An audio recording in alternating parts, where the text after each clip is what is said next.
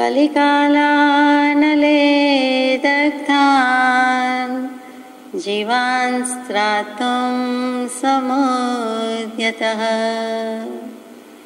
राजचन्द्रसुधा सिन्धुर्नमस्तस्मै स्मराम्यहम्। नमः समयसाराय स्वानुभूत्या चकासते चित्स्वभावाय भावाय सर्वभावान्तरच्छिदे अज्ञानतिमिरान्धानां ज्ञानाञ्जनशलाकया चक्षुरुन्मीलितं येन तस्मै श्रीगुरवे नमः। सत्श्रुतने नमस्कार, असीम उपकारी आत्माने नमस्कार, तारक त्रिपुटीने नमस्कार, महावित्रोने नमस्कार, महाविત્રો સમાન મુરબ્બીઓ મુમુક્ષુને નમસ્કાર। પરમ કૃપાળુ દેવ પ્રણીત વચનામૃતજી પત્રાંક 318 મુંબઈ પોષ વદ 13 ગુરુ વિક્રમ સંવત 1948 તારીખ 28/1/1892। હવે સાલ બદલાઈ ગઈ છે, ઈસવીસન 1891માંથી ઈસવીસન 1892માં આવી ગયા છે। પરમ પૂજ્ય શ્રી કુંવરજીભાઈ મગનલાલને લખાયેલો પત્ર છે, જેઓ કલ્લોલવાસી હતા અને પરમ પૂજ્ય જુઠાભાઈ, એમના પત્ની શ્રી ઉગરીબેન, એમના બંધુ ભાઈ તે કુંવરજીભાઈ મગનલાલ અને તે કલ્લોલમાં હતા, તેમને લખ્યો છે આ પત્ર। બહુ જ નાનો છે પણ ઘણું બધું કહી દીધું છે। જુઠાભાઈનો દેહત્યાગ થઈ ગયો છે આપણે જાણીએ છીએ, અને ત્યાર પછી લખાયેલો ઉગરીબેનને પત્ર છે એ જુદો છે, અને આ ઉગરીબેનના ભાઈ જ છે એટલે કુંવરજીભાઈને લખાયેલો પત્ર છે। કુટુંબ સંબંધી બધી વાત કહી છે। બીજા કામમાં પ્રવર્તતા પણ અન્યત્વ ભાવનાએ વર્તવાનો અભ્યાસ રાખવો યોગ્ય છે। વૈરાગ્ય ભાવનાએ ભૂષિત એવા શાંત સુધારસ આદિ ગ્રંથો નિરંતર ચિંતન કરવા યોગ્ય છે। પ્રમાદમાં વૈરાગ્યની તીવ્રતા મુમુક્ષુતા મંદ કરવા યોગ્ય નથી એવો નિશ્ચય રાખવો યોગ્ય છે। લિખિતં શ્રી બોધ સ્વરૂપ। એ પત્ર પૂરો થઈ જાય છે। શરૂઆત જ કરી છે એક આત્માની બદલે ઊંધી રીતે બીજા કામમાં પ્રવર્તતા। કામ એક આત્માર્થનું, બીજો નહીં મનરોગ, એના બદલે જીવ બીજા કામ કરતા હોય છે। કુંવરજીભાઈને, આ ઉગરીબેનને જુઠાભાઈનો દેહત્યાગ થઈ ગયો એટલે એ પણ દુઃખ છે, પોતાને ઘેર આવ્યા છે એ પણ દુઃખ છે, અને સાથે સાથે વ્યવસાયમાં પણ એટલા જ વ્યસ્ત છે એટલે એ પણ કહે છે, એટલે બધું આવી જાય એવો જવાબ આપ્યો કે બીજા કામમાં પ્રવર્તતા પણ અન્યત્વ ભાવનાએ વર્તવાનો અભ્યાસ રાખવો યોગ્ય છે। હવે પ્રશ્ન થાય કે અન્યત્વ ભાવના શું? વૈરાગ્યની 12 ઉત્તમ ભાવના, એમાં પહેલી જ મૂકી છે અનિત્ય, અશરણ, સંસાર, એકત્વ, અન્યત્વ। એ ક્રમમાં જોતા 5મી અન્યત્વ છે, 6ઠ્ઠી અશુચિ છે, પછી આશ્રવ, સંવર, નિજરા, લોક સ્વરૂપ, બોધિ દુર્લભ, ધર્મ દુર્લભ। આ 12 ભાવના વૈરાગ્યની જનની કહેવાય છે। 4 પાયાની કહેવાય છે તે મૈત્રી, પ્રમોદ, કારુણ્ય અને માધ્યસ્થ। આ 16 ભાવના વિશે જે ગ્રંથમાં લખ્યું છે તે શ્રી શાંત સુધારસ, અને એ જ 12 ભાવના ભાવનાબોધમાં કૃપાળુદેવે બહુ જ સુંદર રીતે મૂક્યું છે। કોઈ પણ જ્ઞાની પુરુષ વૈરાગ્ય જ હોવાથી 12 ભાવનાની ઉપેક્ષા કરી શકે નહીં। કુંદકુંદ ભગવાને પણ તે વખતે 2000 વર્ષ પહેલાં પણ 12 ભાવના એટલે કે દ્વાદશ અનુપ્રેક્ષા એટલે કે 12 અણુવેક્ષા એટલે પ્રાકૃત ભાષામાં કહેવાય તે ગ્રંથ લખ્યો હતો। કોઈ પણ જ્ઞાની પુરુષ, જ્ઞાનાર્ણવ લ્યો તો શુભચંદ્ર આચાર્યજીએ પણ 12 ભાવના તો લખી જ છે। ન જાણે કોઈ બાકી નથી એમ કહીએ તો ચાલે એવી 12 ભાવના પરમ કૃપાળુદેવે શાસ્ત્રોના સાર રૂપે, અનુભવના નિચોડ રૂપે આપણને સમજાય તેવી ગુજરાતી ભાષામાં મોક્ષમાળાની શરૂઆત પહેલાં જે હતું તે ભાવનાબોધ એટલે આપણે યથાશક્તિ વિચારણા કરી ગયા છીએ। અહીંયા અનિત્ય ભાવના પછી આ અન્યત્વ ભાવના મૂકી છે તે શું? અન્ય કહેતા બીજું, એટલે શરૂઆત જ મૂક્યું કે બીજા કામમાં પ્રવર્તતા, બીજું કંઈ કરતાં, બીજું કાંઈ પણ ક્રિયા પ્રવૃત્તિ ચેષ્ટા કરતાં, બીજા ભાવ કરતાં પણ અન્યત્વ ભાવનાનો વિચાર કરવા યોગ્ય છે। તો એકત્વ ભાવના એટલે કે હું આત્મા છું, બીજું મારું કાંઈ નથી, એ એકત્વ ભાવના છે, એક પર આવી જવાની વાત છે. અન્યત્વ એટલે નેગેટિવલી સ્પીકિંગ અથવા તો જમણી બાજુથી પહેલો નંબર હવે ડાબી બાજુથી છેલ્લો નંબર એમ કહે છે, એટલે એક જ થયું. તો એ રીતે એમ કહેવા માગે છે કે બીજું બધું તારું નથી, એટલે અન્યત્વ ભાવના. સાદી ભાષામાં પેલું હું એક આત્મા છું, એ જ મારું સ્વરૂપ છે ને એ જ મારું છે, બીજું કંઈ નથી. અને અહીંયા કહે છે બીજું કંઈ તારું નથી, એટલે બીજા કામમાં પ્રવર્તતા આ ભાવના કરવાની છે. આ ભાવના વિશે શાંત સુધારસ ગ્રંથમાં શ્રી વિનય વિજયજી ઉપાધ્યાયજી એટલે યશો વિજયજીના ગુરુ કહો કે સમકાલીન કહો કે ગુરુબંધુ કહો, જે કહો તે, કે જે બંને મળીને શ્રીપાળ રાજાનો રાસ પણ પૂરો કર્યો છે, તો એ વિનય વિજયજી ઉપાધ્યાય એટલે એ પણ 350-400 વર્ષ પહેલાં થઈ ગયા છે. અને તે વિનય વિજયજી ઉપાધ્યાય ધુરંધર ઉપાધ્યાય હતા. તેમણે જે શાંત સુધારસ લખ્યું તેમાં અન્યત્વ ભાવનામાં મૂક્યું છે તે શું એ આપણે વિચારીએ. કે વિનય એટલે પોતે પોતાને કહેતા હોય એમ કે હે આત્મા, હે શુદ્ધાત્મા, હે વિનય, પોતે પોતાને સંબોધે છે. તારા પોતાના ઘરની સારી રીતે ભાડ શોધ કર, વિચાર કર કે આ ભાવમાં તારું શરીર, તારું ધન, તારા છોકરા, તારા ઘર, તારા સંબંધીઓ પૈકી દુર્ગતિમાં જતાં તારું કોઈએ રક્ષણ કર્યું?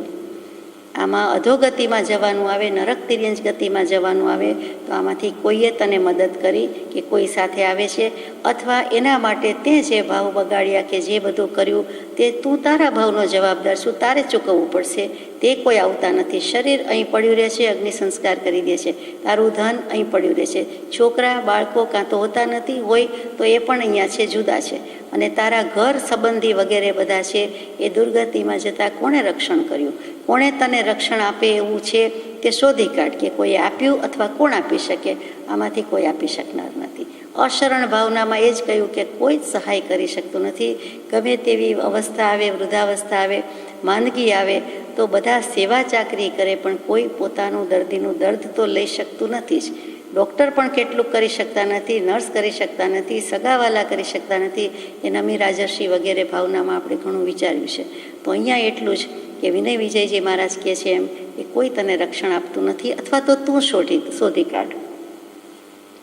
આ શરીર તો હું પોતે જ છું, એટલો બધો જેની સાથે અભેદ એકતા માનીને તું જેનો આશ્રય કરે છે તે શરીર તો ચોક્કસ ચંચળ છે અને તને ખેત ઉપજાવીને છોડી દે છે, અને તારામાં જ્યારે શિથિલતા આવે છે ત્યારે તને છોડી દે છે. એટલે કે શરીર પણ સાથ આપતું નથી. એ તો આપણી રોજબરોજના અનુભવની વાત છે. કોઈની ગમે તેટલી તંદુરસ્તી હોય તો પણ કેટલાક તંદુરસ્ત જીવો પણ એમ જ દેહ છોડીને ચાલી નીકળે છે, અગર તો માંદગીને આશ્રય બિછાને આવી જાય છે. એ સૂચવે છે કે એ પણ તારું નથી. પછી આગળ કહે છે કે તું દરેક ભાવમાં અનેક પ્રકારની ચીજ, વસ્તુ, ધન આદિનો સંગ્રહ પરિગ્રહ કરે છે, વધારે છે, અને કુટુંબમાં જમાવટ કરે છે, કુટુંબ જમાવે છે. પણ જ્યારે તું પરભવમાં ગમન કરે છે ત્યારે તેમાંથી તલનો 13મો ભાગ પણ તારી સાથે આવતો નથી, તારી પાછળ આવતો નથી. તલનો 13મો ભાગ, તલના તો 2-4 કટકા સાંભળ્યા હતા, તો 13મો ભાગ કીધો કે રંચ માત્ર, લેશ માત્ર તલભાર કે રજભાર પણ આપણી સાથે આવતું નથી, કોઈ આપતું નથી. પણ ખરેખર બધું આવે છે. વસ્તુ, વ્યક્તિ આવતી નથી, પણ એની સાથેના સંબંધોને કારણે કરેલા ભાવ, શુભાશુભ ભાવ, એ તો જીવનો કેળો પીછો મૂકતા જ નથી. એ કાર્બન શરીર, કાર્બન વર્ગણા રૂપે આપણી સાથે જ આવે છે, અને એના દંડ તો ભોગવવા જ પડે છે, આપણે જાણીએ છીએ. તો એ અન્ય છે, કર્મ છે, જડ વસ્તુ છે, એની સાથે શું મમતા કરવાની? આગળ કહે છે કે મમતા અને દ્વેષમાં જેનું મૂળ છે એવી પારકી વસ્તુ સાથેના પરિચયના પરિણામને તું ત્યજી દે, અને જાતે અસંગ થઈને અત્યંત નિર્મળ થયેલ મનોહર અનુભવ સુખના રસને સેવ, રસને ભજ.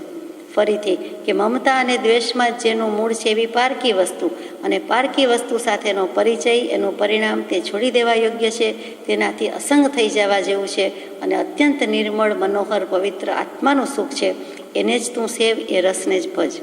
આગળ ફરમાવે છે કે જુદા જુદા અનેક પંથોમાં વચ્ચે જે વટે માર્ગો મળે છે તે દરેકની સાથે તું પ્રતિબંધ કરે છે, દોસ્તી રાખે છે, સંબંધ બાંધે છે. શા માટે કરે છે?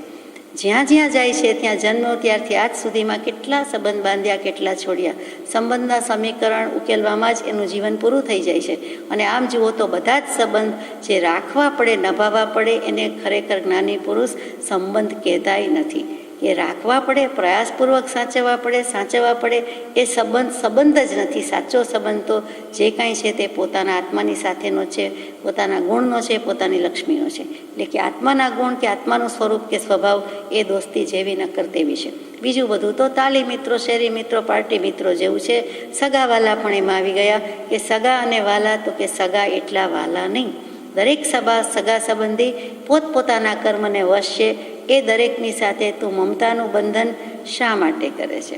પૂર્વે કરીને આવ્યા છીએ એટલે ભોગવીએ છીએ, હવે નવા પાછા શા માટે બાંધે છે? એમ કે છે અન્ય તે અન્ય, બીજા તે બીજા, તું તે તું, પોતે તે પોતે. આખું અષ્ટક લખ્યું છે. એમાં આપણે 6થા શ્લોકનો વિચાર કરીએ છીએ. બહુ ટૂંકમાં લઈએ છીએ કે જેનો આપણી તરફ પ્રેમ ન હોય અને તેને વળગતા જવામાં આવે તો તેવો પ્રેમ કરનાર અનેક સંતાપો સહન કરવા છે. આપણને કોઈ પ્રત્યે પ્રેમ ન હોય, જેનો આપણી તરફ પ્રેમ ન હોય, ખબર જ છે કે એ કંઈ સાચી દોસ્તી નથી, સાચી પ્રેમ સગાઈ નથી, સ્વાર્થની મતલબની જ વાત છે. એમ બોલતા જઈએ, કહેતા જઈએ અને એના માટે જિંદગી વ્યતીત કરી નાખીએ. રહ્યું સયું આયુષ્ય એક આયખાના કેટલા દાયકા જતા રહ્યા અને કેટલું હજુ બાજુમાં છે કે બાજીમાં છે, હાથમાં કેટલું છે, એમાંથી બીજા માટે જ આપણે વળગતા જઈએ છીએ તો એ તો અનેક સંતાપ કે દુઃખ સહન કરે છે. આ પૂતગલનો સમૂહ છે કે જેના પર તું પ્રેમ કરી રહ્યો છે એ તારા તરફ બિલકુલ પ્રેમ આકર્ષણ વગરના છે, તો તેને તદ્દન નકામો મમતાની ગરમી શા માટે ધારણ કરે છે? ઉષ્મા શા માટે રાખે છે? હૂંફ શા માટે મનાવે છે? બહુ વિચારવા જેવી વાત છે કે જેનો અંતે વિયોગ જરૂર થવાનો છે એવો સંયોગ સંબંધ છે, એને પ્રથમથી જ છોડી દે, ત્યજી દે અને તું મેલ વગરની એકાગ્રતા કર. મલિન ભાવોને છોડી દે. મૃગ તૃષ્ણાના જળ, ઝાંઝવાના નીર જેવું આ સંસારનું સુખ, તેનું ગમે તેટલું પાન કરીશ તેનાથી કોઈ રીતે તૃપ્તિ કે સંતોષ થનાર નથી. તું ધરાવવાનો જ નથી, ધરવ આવવાનો જ નથી. તો એનો શું આશ્રય કરે છે? એને શું કામ ગ્રહણ કરે છે? અને છેલ્લે મૂકે છે જેને કોઈનો આધાર કે ટેકો ન હોય તેને સહાય કરનાર એવા જે તીર્થંકર દેવ, કૃપાળુદેવ થઈ ગયા તેને તું ભજ. મોક્ષ ગતિ પ્રાપ્ત કરવાનો આ સહેલો ઉપાય છે. અને તું શાંત સુધારસને પી, એટલે કે જ્ઞાન સુધારસને ભજ. અમૃત પાનનું પાન કર, કારણ કે એ એક જ રસ એવો છે કે વ્યાધિ કે રોગનું શમન કરનાર છે, વમનને દૂર કરનાર છે અને વિનાશ વિનાનું છે, એટલે કે અવિનાશી છે, નિત્ય છે. જેટલું કહીએ તેટલું થોડું, પણ અન્યત્વ ભાવનાનો અભ્યાસ કરવાનો કહે છે. એમાં સુંદર જે અષાઢ ઉતારમ મેઘ મલારમ આપણે ગાઈએ છીએ, એવી જ રીતે વિનય વિજયજી મહારાજે સંસ્કૃતમાં ગયાષ્ટક રચ્યું છે. બહુ જ સુંદર છે. વિનય નિભાલય નિજ ભવનમ, વિનય નિભાલય નિજ ભવનમ, તનુ ધન સુત સદન સ્વજનાદિષુ કિમ નિજમિહ કુગતેરવમ, येन सहाश्रयसे तिथि मोहादीद महत्तमित्य विभेदं, विनय निभालय निज भवनम, વિનય નિભાલય નિજ ભવનમ. આખું જ સુંદર છે. એમાંથી સારાંશ રૂપે આટલું જ કે હે વિનય વિજયજી અથવા તો હે શુદ્ધાત્મા પોતે પોતાને કહે છે નિભાલય નિજ ભવનમ, તારું સ્વભુવન, તારો આત્મ સ્વભાવ, તારું જે કંઈ છે એને નિશ્ચિતપણે એની ભાળ કાઢીને સંભાળી રાખ. સ્વરૂપ તારી પાસે જ છે, તપાસતો નથી, મળ્યું નથી, ચકાસતો નથી, ખોજ નથી, ભાળ મળી નથી. એકવાર ભાળી લે, જોઈ લે, તપાસ પણ કર, ખોજ પણ કર, એને દેખી લે, જોઈ લે, ભાળી લે. નિભાલય નિશ્ચિત રીતે સનાતન સત્ય માટે, નિશ્ચિત નિતાંત કાળ માટે એમાં જ રહેવા જવાનું છે અને એ જ સાચું સુખ છે, એ જ સાચો આનંદ છે. એમ કરીને અહીંયા 318મા પત્રમાં શરૂઆત કરી છે કે બીજા કામમાં પ્રવર્તતા પણ અન્યત્વ ભાવનાએ વર્તવાનો અભ્યાસ રાખવો યોગ્ય છે. બધી ક્રિયા પ્રવૃત્તિ ચેષ્ટા તો જન્મ મરણ લઈને આવ્યા છીએ, એટલે કે દેહધારી થયા છીએ તો કરવાના છે. પણ જ્ઞાની પુરુષ ગમે તેમ પ્રવર્તે છે તો પણ સ્વરૂપનો નિર્ણય, સ્વરૂપની નિષ્ઠા એ ક્યારેય છોડતા નથી. એ થઈ ગયો છે સ્વરૂપનો નિશ્ચય નિર્ધાર, એટલે આત્માને કદી ભૂલી શકતા નથી, એ ભૂલવા માગતાય નથી. એ ગમે ત્યારે સ્વરૂપ સ્મરણમાં, એટલે કે મંત્ર સ્મરણમાં જ હોય છે. પોતાના મનને તારે તે મંત્ર, એટલે જો શુદ્ધાત્મ સ્વરૂપમાં ન રહી શકાય, સ્થિરતા ન આવી શકે ત્યાં સુધી, અને તો ગમે તેમ તો એ ભગવાનનો દીધેલો મંત્ર છે એમાં તો સ્મરણ રહે, એટલે તેનું નામ સ્મરણ મંત્ર છે. ધનાભદ્રજી, શાલીભદ્રજી શાળા બનેવીની જોડીએ આટલા વૈભવ વિલાસ વચ્ચે ઉછળતા હોવા છતાં કોઈક એવી ધન્ય પડાવી તો આ બધું મારું નથી અથવા આ બધું મૂકીને જવાનું છે. આ સાહેબીમાંથી આંખમાંથી આંસુ ટપકી જાય છે ને એમ થાય છે આમ જ જવાનું છે અને છોડીને ચાલી નીકળે છે. તો સર્વસંગ પરિત્યાગ કરી દે છે અને 32 દિવસનો કે 8 દિવસનો એ વિશ્વાસ કે ભરોસો રાખતા નથી. એમ કહે છે કે 8 રાણી છે, એ વખતે બહુ પત્નીત્વની પ્રથા હતી. 8 શેઠાણી છે, 8 કન્યા છે, અથવા તો 32 સુલક્ષણા પત્ની છે, તો એ સુલક્ષણા નારને 32 દિવસે એક દિવસે સમજાવીને છોડી દેવાની વાત કરે છે. ત્યાં શાળા બનેવીની પ્રીતિ છે, ભક્તિ છે, સામસામું કહે છે કાળ પર વિજય મેળવ્યો છે કે 32 દિવસ જીવીશું જ. તમે કે હું તો કે વાતો આવડે છે, તમે કરી જુઓ. તો કે હું તો હમણાં જ છોડી દઉં. 8ના 8 દિવસ જોઈતા નથી, 32ના 32 દિવસ જોઈતા નથી. અને બંનેની જોડી ચાલી નીકળી. તો એવું એમણે શું કામ ચાલી નીકળ્યા? તો કે એ અચાનક છોડીને ચાલી નીકળ્યા એમ આપણને લાગે છે. યુગ જૂની પૂર્વભવોની સાધના હતી. તદુપરાંત તે ભવે પણ એમણે કોઈ વસ્તુને આટલું ભોગવતા હોવા છતાં કદી પોતાની માની જ નથી. એને પર જ માન્યું હતું, એને અન્ય જ માન્યું હતું. અન્યત્વ ભાવના એમનામાં વસેલી હતી એટલે છોડીને ચાલી નીકળ્યા. જાણે કદી કોઈ વસ્તુને કે વ્યક્તિને પોતાની માની જ નથી એવી રીતે નિરંતર ત્યાગને ભજતા હતા એવા શ્રીશાલી ભદ્રજી અને એ પ્રમાણે ધનાભદ્રજી. તો ધન્ય છે તે પુરુષોને કે છોડીને ચાલી નીકળ્યા છે. એટલે ગમે તે થાય, જ્ઞાની પુરુષ અગર સમ્યક દૃષ્ટિ મહાત્મા ગમે તે ક્રિયા કરતા દેખાય તો પણ તેમના મનમાં સ્વરૂપનો નિર્ધાર થઈ ગયો છે. એટલે આટલી વાત તો છે કે નિશ્ચય વાણી સાંભળી સાધન તજવા નોય, નિશ્ચય રાખી લક્ષ્યમાં સાધન કરવા સોય. એક નિર્ણય થઈ ગયો, નિશ્ચય થઈ ગયો એટલે હવે કોઈ સાધનની અવલંબનની જરૂર નથી એમ કરીને બધું છોડી દેતા નથી. જ્યાંથી ત્યાંથી પણ એ ભાવને પુષ્ટિ મળે, શુદ્ધ ભાવને પુષ્ટિ મળે એવા જ પ્રયાસ, પુરુષાર્થ, નિમિત્ત, આલંબનમાં રહે છે. એ છોડી દેતા નથી. અને તેમ છતાં નિશ્ચય તો થઈ જ ગયો છે. સાદી ભાષામાં કહીએ તો ખાતા પીતા ઉઠતા બેસતા હાલતા ચાલતા વસ્તુ જેમ વાસી થઈ જાય એ ચાલે, પણ વૈરાગ્યને વાસી કરવાનો નથી. એ તાજો જ જોઈએ, હર હંમેશ નિત્ય નૂતન સદા બહાર જોઈએ. પહેલાં હતો એમ હતો ન ચાલે. પહેલાં હતો, આગલા વર્ષે હતો, આગલા દાયકામાં હતો, આગલી મિનિટે હતો, હવે ક્યાં ગયો? અહીંયા તો એ સનાતન વૃદ્ધિ પામતો હોવો જોઈએ, શુદ્ધિ પામતો હોવો જોઈએ. કમસે કમ છે એટલો તો રહેવો જ જોઈએ. તો એ વૈરાગ્યને વાસી કરવાનો નથી. વૈરાગ્ય વાસી થઈ જવાય કે વૈરાગ્યમાં વસવાટ કરતો હોય નિમિત્તવાસી જીવ છે તેણે વૈરાગ્યવાસી થવાનું છે, એ બરોબર છે. પણ વૈરાગ્ય પોતે તો તાજો રહેવો જોઈએ, રાખવો જોઈએ, તો જ કામ થાય છે આગળ. એટલે અહીંયા આપણે આગળ વિચારીએ કે વૈરાગ્ય ભાવના એ ભૂષિત એવા શાંત સુધારસ આદિ ગ્રંથો નિરંતર ચિંતન કરવા યોગ્ય છે. શાંત સુધારસ એવો એક ગ્રંથ છે કે સાહિત્યના 9 રસમાં છેલ્લો શાંત રસ છે કે અદ્ભુત રસ, બીભત્સ રસ, શૃંગાર રસ, હાસ્ય રસ, કરુણ રસ, બધા રસને સૌથી મારી નાખે કે ચડી જાય એવો જો છેલ્લો હોય તો તે શાંત રસ છે. જે કરવાનું છે તે આત્માને શાંતિ પમાવવા માટે કરવાનું છે. કોઈ પણ જીવ સંસારવાસી સંસારી છે એને પણ શાંતિ જોઈએ છે. એટલે વારંવાર ઓમ શાંતિ શાંતિ શાંતિ શાંતિ પાઠ છે. તો શાંતિ કોણ નથી ઈચ્છતું? સુખ કોણ ઈચ્છતું નથી? કોઈ પણ વ્યક્તિ કે જંતુ બધા જ ઈચ્છે છે. એટલા માટે પરમાર્થથી જુઓ તો શાંત થવા માટે છે. આત્માનો મૂળ ધર્મ જ શાંત થવો, સનાતન ધર્મ બધેથી વિરામ પામવાનો છે, એનું નામ શાંતિ છે. એટલે જે છેલ્લી અલ્ટિમેટ ફાઇનલ શાંતિ છે એ મળે ત્યારે, પણ નહીં તો જગતમાં અધિવ્યાધિ ઉપાધિમાં પણ શાંતિથી પ્રવર્તવા માટે જે કાંઈ છે તે શાંત રસ છે. બહુ પુણ્ય કેરામાં પણ આવ્યું કે એના વિચાર વિવેકપૂર્વક શાંત ભાવે જો કર્યા તો સર્વ આત્મિક જ્ઞાનના સિદ્ધાંત તત્વ અનુભવ્યા.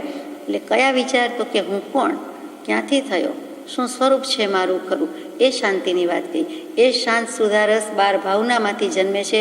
12 ભાવના વૈરાગ્યની જનની છે અને તેમાંથી ઉદાસીનતા, સમતા અને આ શાંત ભાવ જન્મે છે. જે કરવું છે તે શાંત ભાવ, ઉપશમ ભાવ પ્રગટવા માટે કરવું છે, પ્રગટાવવા માટે કરવું છે. એ જેમાં નિરૂપાયેલું છે તે શાંત સુધારસ ગ્રંથ, જેની કૃપાળુદેવે મોરબીવાસી શ્રી મનસુખલાલભાઈ કિરતચંદભાઈ મહેતા એ વખતે વિદ્યમાન છે, એમના સંપર્કમાં આવ્યા છે, એમના ચરણ કમળમાં માથું મૂક્યું છે અને સાક્ષર છે, લર્નેટ છે, વિદ્વાન છે. એમને કહ્યું કે શાંત સુધારસનું ભાષાંતર પહેલાં થયેલું છે, પણ હજુ કોઈ સારી રીતે સંક્ષિપ્તમાં સારી રીતે કરે તો કરવા યોગ્ય છે. એટલે કે એને આજ્ઞા આપી દીધેલી અને એ મનસુખભાઈ કિરતચંદભાઈ પોતાની વિદ્વતા હતી અને કૃપાળુદેવની આજ્ઞા હતી એટલે શાંત સુધારસનું ભાષાંતર કર્યું પણ છે. બાકી મોતીચંદભાઈ કાપડિયાએ અને બીજા કેટલાક કોઈએ કર્યું પણ છે, છતાં કૃપાળદેવની આજ્ઞાને શિરોમાન્ય કરી છે. એ બહુ જ નાનો ગ્રંથ છે, પણ ખરેખર વિચારવા જેવો છે. એ કોણે લખ્યો? વિનય વિજયજી ઉપાધ્યાયમાં. વિનય વિજયજી ઉપાધ્યાયજી યશો વિજયજી વખતના જ છે. વિક્રમ સંવત 1738માં એ વિનય વિજયજી ઉપાધ્યાય થયા. એમણે જે શાંત સુધારસ ગ્રંથ લખ્યો તે સંસ્કૃત સાહિત્યમાં જે ગીત ગોવિંદ જેવો કાવ્ય ગ્રંથ કહેવાય છે. ગીત ગોવિંદનું મહત્ત્વ સાહિત્યકારોને મન જેટલું છે, એના રસિયા જીવોને કેટલું છે આપણે જાણીએ છીએ, તેટલું જ મહાત્મ્ય શાંત સુધારસ અધ્યાત્મ રસિકો માટે છે. આ જેવી તેવી સિદ્ધિ નથી.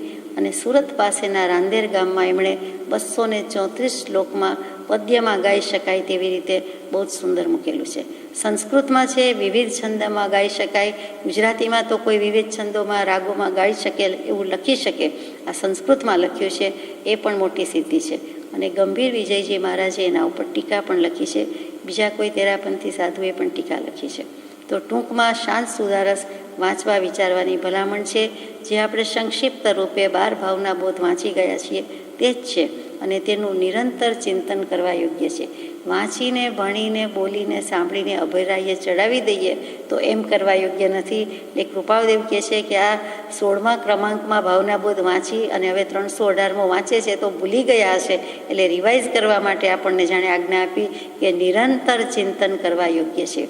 કુંવરજીભાઈને પણ વૈરાગ્ય માટે ઉગરીબેનને લીધે જે કંઈક કુટુંબમાં સંતાપ લાગતો હોય, ઉપાધિ આવી પડી એમ થતું હોય, દુઃખ લાગતું હોય કે કઈ ઉંમરે જૂઠાભાઈ ઉગરીબેનના સંબંધ થયા, એ 12-15 વર્ષની ઉંમરે લગ્ન હોય ને 21-22 વર્ષે તો દેહત્યાગ થઈ જાય. એટલે જે વૈધવ્યનું દુઃખ તે જમાનામાં, અને તે વખતે ઉગરીબેન તો ભાવુક છે, વૈરાગી છે, કૃપાળદેવની પ્રતીતિવાળા છે.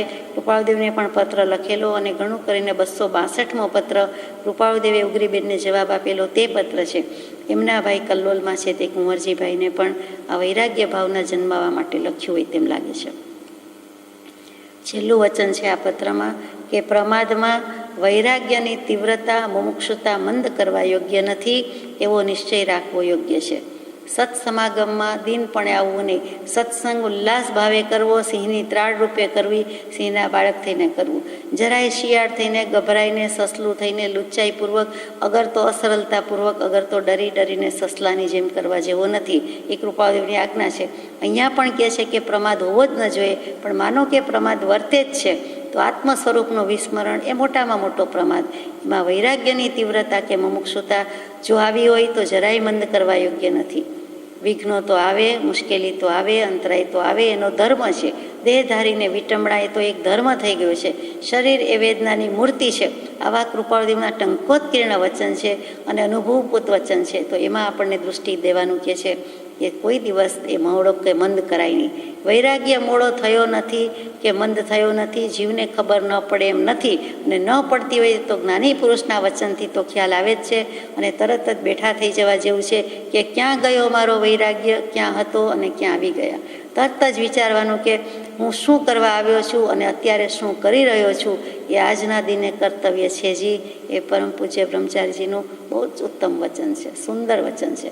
ટંકોત્કીર્ણ કોતરી રાખવા જેવું જ છે કે તરત જ બધું બેસી જાય છે. અસ્વસ્થ પરિણામ તરત જ સ્વસ્થતાને ભજે છે કે હું શું કરવા આવ્યો છું અને શું કરી રહ્યો છું. એટલે તરત જ પોતાને પશ્ચાતાપ, અપરાધ ભાવ થાય અને બધું જ આત્માથી સૌહીને એમ લાગે અને એમ થાય આ મને શોભે નહીં, યોગ્ય નથી.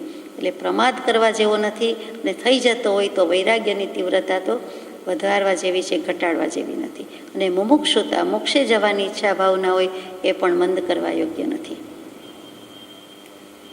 વૈરાગ્યની વાત આવે એટલે વિદ્યુત લક્ષ્મી પ્રભુતા પતંગ, આયુષ્ય તે તો જલના તરંગ, પુરંદરી ચાપ અનંગ રંગ, શું રાચીએ ત્યાં ક્ષણનો પ્રસંગ. કૃપાળદેવે ત્યાંય કહી દીધું કે આયુષ્ય તો હાથના ખોબામાં, અંજલિમાં જેમ રાખ્યું હોય અને પાણી રાખ્યું હોય અને જેમ ગમે એટલું સાચવો તો પણ ધીમે ધીમે સરતું જાય, ટપકતું જ જાય છે. એવી રીતે આયુષ્ય સમય સમયે ઓછું જ થતું જાય છે. પણ વીજળીના રંગ જેવો છે, ઝબકારા જેવું છે, લક્ષ્મીના રંગ જેવું છે, એવું બધું લખ્યું છે. મેઘધનુષ્યના રંગ જેવું છે, બધું લખ્યું છે. આત્માનું શાસનમાં ગુણભદ્ર આચાર્યજી એક વાત ઓર લખે છે કે ઝાડ પરથી ફળ નીચે પડે તે કેટલી વાર લાગે. આપણે કદાચ સેકન્ડમાં સમયમાં તો નથી માપ કાઢી શકતા, સેકન્ડમાં મિનિટમાં સેકન્ડમાં માપ નીકળી જાય. ગમે તેવું ઝાડ હોય, થોડીક ઓછી વધતી વાર લાગે, સેકન્ડનો ફેર પડે. એ વૃક્ષ ઉપરથી બહુ ઊંચું હોય તો સેજ વધારે વાર લાગે, નીચું હોય તો ઓછી વાર લાગે. અને કેવું પાકું છે એના ઉપર પણ છે કે તરત ખરી પડે છે કે સેજ વાર લાગે છે, એ બધું આપણે સમજીએ છીએ. તો એ જે વચ્ચેનો સમય છે એટલું જ આપણું આયુષ્ય છે. એટલે એટલી સેકન્ડનો છે એમ નથી, પણ ઉપમા આપી છે કે ઝાડ ફળથી ફળ નીચે પડે છે, તેની વચ્ચેનો જેટલો સમય છે તેટલું જ આયુષ્ય આપણું કહેવાય. માટે ચેતીને રહેજે. એટલે પડવું હોય અને ફળ પડવું આપણે જોઈ રહ્યા હોય અને હમણાં પડશે, કદાચ નાળિયેર જેવું હોય તો માથામાં તોડી નાખશે એમ લાગે, બીજું કંઈ હોય તો સીધું હાથમાં કેચ કરી લઈએ એમ થાય. કોઈ વળી બાળકો હોય તો મોઢું ખોલીને ઊભા રહીએ કે કદાચ સીધું એમાં જ બોર પડે વગેરે પડે. એમ જે કરતા હોય છે એટલો જ સમય એટલું જ આપણને મળે છે. ભલે 5, 95, 102 વર્ષનું કેમ ન હોય, પણ એ જે આયુષ્ય છે એ સમય તો એટલો જ કહેવાય. એટલે જે પડવું છે એમાં તો ખસતું જ જાય છે, એક સમય ઓછો થતો જ જાય છે. તો એ પ્રમાણે હોવાથી આપણને ક્ષણભંગુરતાનું લક્ષ્ય કરાવે છે કે જીવ થોપ આ ક્લેશરૂપ સંસાર થકી વિરામ પામ અને કરવા જેવું કરી લે. લિખિતંગ શ્રી બોધ સ્વરૂપ, એટલે પોતે બોધ સ્વરૂપ થયા છે અને આ જે લખાયું છે એ જ અમારો બોધ છે, એ જ અમારો સંદેશ છે, એમ કરીને મૂકી દીધું છે. પત્રાંક 319, મુંબઈ, માસ સુદ 5, બુધ વિક્રમ સંવત 1948, તારીખ 3/2/1892. હવેનો પત્ર પરમ પૂજ્ય શ્રી સૌભાગભાઈને છે. આ જ દોર હોય તેમ લાગે છે. અનંતકાળ થયા સ્વરૂપનું વિસ્મરણ હોવાથી અન્ય ભાવ જીવને સાધારણ થઈ ગયો છે. અનંતકાળથી સ્વરૂપનું વિસ્મરણ છે, પોતે પોતાને યાદ નથી, આત્માને જ ભૂલી ગયો છે. એટલે અન્ય ભાવ, આત્મભાવ સિવાયનો જે કોઈ ભાવ છે તે અન્ય ભાવ છે. દેહભાવ, વિભાવ, પરભાવ, સંસાર ભાવ, જે ભાવ કયો તે. આત્મભાવ સિવાયના બધા ભાવ, અન્ય ભાવ, તે જીવને સાધારણ થઈ ગયા છે, કોમન થઈ ગયા છે, સાવ સામાન્ય છે, વણાઈ ગયા છે, એમાં જ રચેલો પચેલો છે. પરંતુ દીર્ઘકાળ સુધી સત્સંગમાં રહી બોધ ભૂમિકાનું સેવન થવાથી તે વિસ્મરણ અને અન્ય ભાવની સાધારણતા ટળે છે. હવે આપણે આ ભૂલ તો થાય છે પણ ટાળવી છે, તો ઉપાય બતાવ્યો કે દીર્ઘકાળ સુધી સત્સંગમાં રહીને બોધ ભૂમિકાનું સેવન, લાંબા સમય સુધી સત્સંગ કરવો અને સત્સંગ કરતાં અને કર્યા પછી જે બોધ મળ્યો છે તે ભૂમિકાનું સેવન કરવું. એ જે પાયરી ચડવાની છે, કક્ષા, આપણી જે કંઈ કુશળતા છે, આપણા ધોરણ છે, આપણા સ્ટેન્ડર્ડ છે, આપણા સ્ટેજીસ છે, એ ભૂમિકાના અર્થ છે, એને વધારતા જવાનું છે. એક પછી એક સોપાન સર કરવાના છે. એક જ પગથિયે ખડી રહેવાનું નથી. ઊંચકીએ અને બીજો માંડીએ તો ચાલી શકાય છે, નહીં તો ચાલી શકાતું નથી. ત્યાં ને ત્યાં ઊભા રહેવાનું નથી. એ બોધ ભૂમિકાનું પાછું સેવન કરવાનું છે. સેવન એટલે શું? તો કે ત્યાં ઊભા રહ્યો તો એનું જ સેવન, આગળ જવું જ ન હોય. સંસારમાં આગળ ડગલા માંડવાના નથી, પણ મોક્ષ માર્ગમાં માંડવાના છે. એટલે ચાલવું તો પડે, પણ સેવન કરતાં કે બોધ ભૂમિકાનું સેવન કહેવાય. તે વિસ્મરણ અને અન્ય ભાવની સાધારણતા ટળે છે. અર્થાત અન્ય ભાવથી ઉદાસીનપણું પ્રાપ્ત હોય છે. એટલે કે અન્ય ભાવ પ્રત્યે ઉપેક્ષા ભાવ આવી જાય, માધ્યસ્થ ભાવ આવી જાય. ભલે ને કરે, ભલે ને હોય, જેમ હોય તેમ. એ અન્ય તે અન્ય, પર તે પર, સ્વ તે સ્વ, પારકું તે પારકું, મારું પોતાનું તે મારું પોતાનું. આગવું કોણ? તો કે સર્વ અવસ્થાને વિશે ન્યારો સદા જણાય. પ્રગટ રૂપ ચૈતન્યમય એ એંધાણ સદાય. આત્મા તો આગવો જ છે, ન્યારો જ છે, અનોખો જ છે, અલાયદો છે. બીજાનું બીજા પાસે મારે શું કામ છે? તો એ ઉદાસીનપણું છે. આ કાળ વિષમ હોવાથી સ્વરૂપમાં તન્મયતા રહેવાની દુર્ઘટતા છે. કાળ વિષમ છે, દુષમ કાળ છે, એટલે ધીટ કાળ છે, ઊંડાવસરપીણી કાળ છે, એટલે કળિયુગ છે સાદી ભાષામાં. એટલે આ સ્વરૂપમાં તન્મય થવાનું બહુ મુશ્કેલ છે. તથાપિ તો પણ સત્સંગનું દીર્ઘકાળ સુધી સેવન તે તન્મયતા આપે એમાં સંદેહ નથી થતો. જો સત્સંગનું લાંબા સમય સુધી સેવન કરશે તો એ તન્મય થઈ શકશે. એટલે મુખ્ય વાત સત્સંગ અને એનું દીર્ઘકાળ સુધી સેવન આવ્યો તો બધું જ શક્ય છે અને તે તન્મય થઈ શકે છે. તત્મય એટલે તન્મય. તત્ શું? તે શું? હું નહીં, તું નહીં, મારું નહીં, તારું નહીં, ત્રીજો પુરુષ એક વચન, તે તત્. ઓમ તત્સત એટલે તે પરમાત્મા તત્વ. સહ રસો વૈ સહ, તે ઉપનિષદનો સાર, તે રસ છે, તે જ્ઞાન સુધારસ છે, તે સુધારસ છે, તે જ્ઞાન રસ છે, તે અનુભવ રસ છે, અને તેનું સેવન કરવાનું છે. અને તે થઈ શકે છે, તે મય થઈ જાય છે તલ્લીન થઈ જાય છે, તેમાં લીન થાય છે. તો અહીંયા લખ્યું તદ્રૂપ થાય, તન્મય થાય, તદાકાર થાય. અહીંયા લખ્યું છે કે તન્મય થઈ જાય છે, તેના મય જ થઈ જાય છે. માયામય છે, સંસારમય છે, એમાંથી જીવ તે પરમાત્મા તત્વમય થઈ જાય છે. શું કામ? દીર્ઘકાળનું સેવન કરે છે એટલે એમાં તન્મયતા આવી જાય છે. જિંદગી અલ્પ છે અને જંજાળ અનંત છે. જિંદગી થોડી જ છે, ગમે તેટલા વર્ષનું આયુષ્ય હોય પણ જિંદગી થોડી જ પડે. લાખો કરોડો અનંતકાળની સરખામણીમાં ગમે તેટલા વર્ષ હોય પણ જિંદગી અલ્પ જ છે. એમાં હવે શેષ જિંદગી તો ખરેખર અલ્પ છે અને જંજાળ અનંત છે. જંજાળ શબ્દ કેવો? જમ વત્તા જાળ, જમની જાળ, તેનું નામ જંજાળ શબ્દ છે. એટલે નાની સરખી કોઈ પણ ઝાડ હોય તોય જીવ જંતુ કે આપણે ફસાઈ જઈએ. તો આ તો જંજાળ છે, જમની જાળ. જમ કોણ છે? તો કે પોતે પોતાના આત્મા પર યમ કંટ્રોલ ન કર્યો એટલે પોતે જ પોતાના માટે જમ સમાન છે. પોતે જ કેટલાક એવા ભાવ કર્યા, પોતે જ એવા કર્મ બાંધ્યા એટલે પોતે જ જમ જેવો છે. યમ નામનો કોઈ દૂત કે દેવ એમ માનવા યોગ્ય નથી. પોતે કરેલું છે એ જ આડું આવીને ઊભું રહે છે, આગળ ઉપર કે અત્યારે. એટલે જંજાળ અનંત છે. પરિગ્રહની, તૃષ્ણાની કોઈ સીમા નથી, આપણે જાણીએ છીએ. સંખ્યાત ધન છે અને તૃષ્ણા અનંત છે. ધન ગણી શકાય તેટલું છે, સંખ્યાત છે, એ અસંખ્યાત કે અનંતું છે નહીં આપણી પાસે. ગમે તેટલું હોય તો પણ. અને તૃષ્ણા અનંત છે. તૃષ્ણા આકાશ જેવી અનંત કીધી છે, અસીમ કીધી છે. કોઈ દિવસ ધરાતી જ નથી, એનું નામ જ તૃષ્ણા. પાછા કેટલાક એવું નામ રાખે, તૃષ્ણા ને તૃષ્ણા, એટલે ન હોય તોય આવે પાછી, અને ઘરના નહીં પાછી કરાવે. એટલે કે જેની તરસ છીપતી નથી, જેને સંતોષ થતો નથી, જેની તરસ છીપતી નથી, મળતી નથી, એનું નામ તૃષ્ણા. આપણે મોક્ષમાળાના શિક્ષાપાઠ 49માં તૃષ્ણાની વિચિત્રતામાં યથાશક્તિ વિચાર કર્યો છે. એ તૃષ્ણાબેનની વાત છે, એ તો અનંત છે. ત્યાં સ્વરૂપ સ્મૃતિ સંભવે નહીં. ત્યાં કોઈ દિવસ આત્માને આત્મા યાદ પણ આવતો નથી, આપણે જાણીએ છીએ. એક નાની સી વાતમાં, ખાદ્ય પદાર્થમાં કંઈક ભાવતું ભોજન હોય કે અણગમતું ભોજન હોય કે અણભાવતું ભોજન હોય તો પણ જીવને લક્ષ ત્યારે ભોજન પ્રત્યે જતો રહે છે, આત્મા ભૂલી જાય છે. એવી જ રીતે કાંઈ ખરીદી કરવા જાય છે તો આત્મા તે સોનામય, તે ચાંદીમય, તે આર્ટિકલ કે આઇટમમય થઈ જાય છે, તે કપડામાં ડિઝાઇનમય અથવા તો કલરમય થઈ જાય છે. એવો તો આત્મા એવો નથી. પણ આત્માને એવી રીતે ટ્રેન કર્યો નથી, શીખ્યા નથી, ઓળખ્યો નથી, સમજ્યો નથી, એટલે આડા અવળા અન્ય ભાવ કર્યા કરે છે. ત્યાં આત્મા ક્યાંથી યાદ આવે? આત્મા બોલતી વખતે પણ કેટલીક વખત આત્મા યાદ ન હોય એવું બને છે, તો પછી સર્વશ્રુતિ સંભવે ક્યાંથી? અને જ્યાં જંજાળ અલ્પ છે અને જિંદગી અપ્રમત્ત છે, તેમજ તૃષ્ણા અલ્પ છે અથવા નથી અને સર્વસિદ્ધિ છે, ત્યાં સ્વરૂપ સ્મૃતિ પૂર્ણ થવી સંભવે છે. અનંત છે, અસીમ છે, મોહાસક્ત જીવો છે, સંસારી જીવો છે, ત્યાં કહે છે કે જિંદગી અલ્પ, જંજાળ અનંત, તૃષ્ણા અનંત, સંખ્યાત ધન. એટલે ક્યાંથી મેળ પડે? સામે જવાબ આપ્યો છે સરસ કે જો જંજાળ અલ્પ છે, બહુ જ થોડી જંજાળ રાખી છે, પણ જીવને ઝાડ પાથરવી, બિછાવી, બીજા માટે પણ કરવામાં ખબર નહીં, હજુ એને સંતોષ જ થતો નથી. પોતાનું કાંઈક થયું હોય, કરી ચૂક્યા હોય, ઉપર છલું ભલે થયું હોય તો પણ હજી બીજા માટે કરવાની તમન્ના, તલસાટ એને હજી પૂરો થતો નથી. પોતે કાંઈ કરી શકે માનવું જ ભયંકર ભૂલ છે. દીવા નીચે અંધારું છે પણ ન જાણે બીજા માટે પણ કરી ચૂકે છે, કરવા જાય છે. એટલે સિદ્ધાંતનો જ વાંધો છે.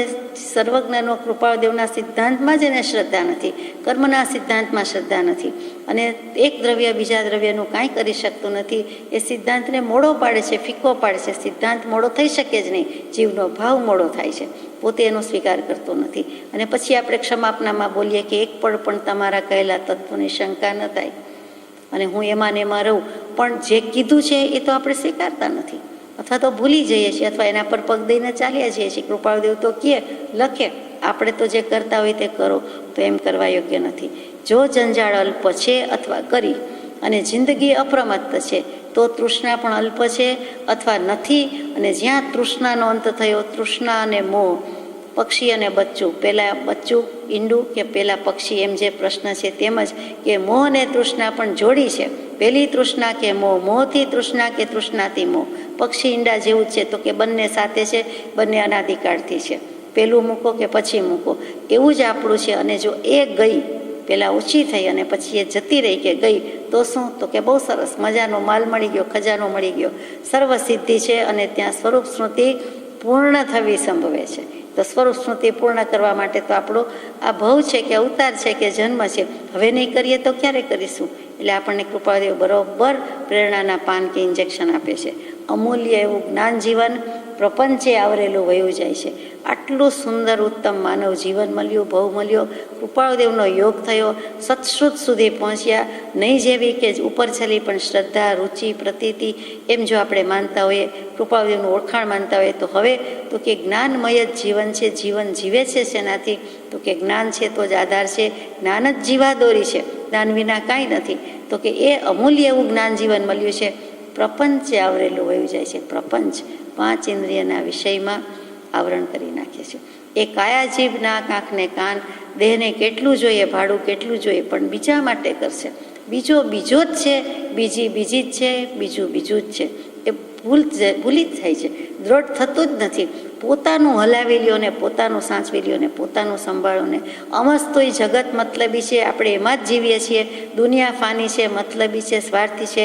આપણને પણ લોકો એમ જ કહેવાના છે ને કહે છે અને કહેતા રહે છે. પ્રભુશ્રીજી કે દુનિયા બે ન્યાય છે, મોટે ભાગે ગાંડી છે, એમ કહી દીધું. છતાં આપણે ન જાણે કેમ પર માટે બીજાને પોતાના માનીને, જે કોઈ દિવસ પોતાના હતા નથી, છે નહીં, થવાના નથી, એના માટે જ બધું કરીએ છીએ, એ ખોટું થાય છે. પોતાને 5 ઇન્દ્રિયના વિષયમાં પ્રવર્તન કરે છે, એ પણ ખોટું છે. એ પ્રપંચે આવરેલું વયું જાય છે. ઉદય બળવાન છે, ન જાણે જીવો હાથ ધોઈ નાખ્યા. કૃપાળુદેવે અસીમ કરુણા છે, કહે છે કે શું કરીએ? ઉદય બળવાન છે. જીવો પૂર્વભવમાં જે શુભાશુભ ભાવ કરીને આવ્યા છે, કર્મો લઈને આવ્યા છે, એટલે એનો ઉદય છે. પણ ઉદયને જ શા માટે મુખ્ય કરો છો? ઉદય બળવાન થઈ ગયો છે, પણ એ પુરુષાર્થ વર્તમાનનો શું છે? તો કે આ સમજ આવી, આ વચન હસ્તગત થયા, તો હવે આપણે પણ આત્મા હસ્તગત થાય એવું જ કરવું પડે. એટલે ઉદય કરીને ઠોકી બેસાડાય નહીં. ઉદય છે, પણ ઉદય સામે પુરુષાર્થ શું છે, જે કૃપાળદેવે કર્યો છે અને જે આગલા પાઠમાં હવે આવે છે, વિચારીએ. તો અહીંયા 319મો પત્ર આપણે યથાશક્તિ પૂરો કરીએ છીએ. પત્રાંક 320, મુંબઈ, માસ 13, બુધ, વિક્રમ સંવત 1948, તારીખ 10/2/1892. આ પત્ર નાનકડો છે, એક જ કડી મૂકી છે, પરમ પૂજ્ય શ્રી સૌભાગભાઈને જ છે. બરાબર ઠેકાણે લાવવા છે, એટલે ઉખેડી નાખ્યા છે સંસારથી, કે શું કામ જિંદગીને જંજાળમાં પરિગ્રહમાં ફસાયા છો? ઘર મારા ઘરના અને મારા ઘરનાનો વ્યવહાર, એ વ્યવહારમાં જ તમે પડ્યા છો. વ્યવહારની ઝાડ પાંદડે પાંદડે પરજળી, એટલે પ્રજળી ઉપરથી એ જમાનામાં લખાતું તે પરજળી લખ્યું.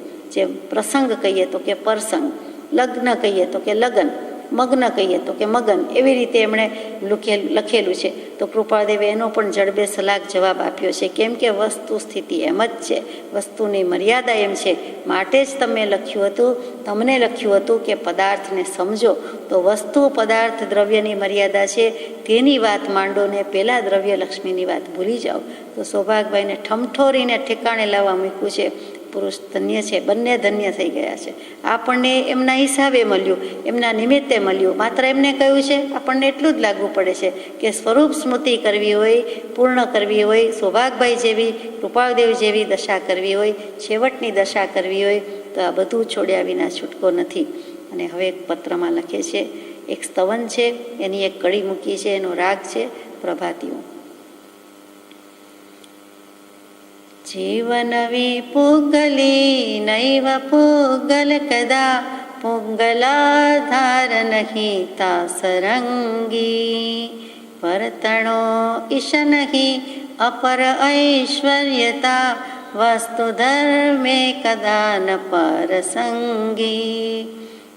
સુમતિનાથ ભગવાનનું સ્તવન છે, શ્રી દેવચંદ્રજી મહારાજ થઈ ગયા, એમણે લખ્યું છે.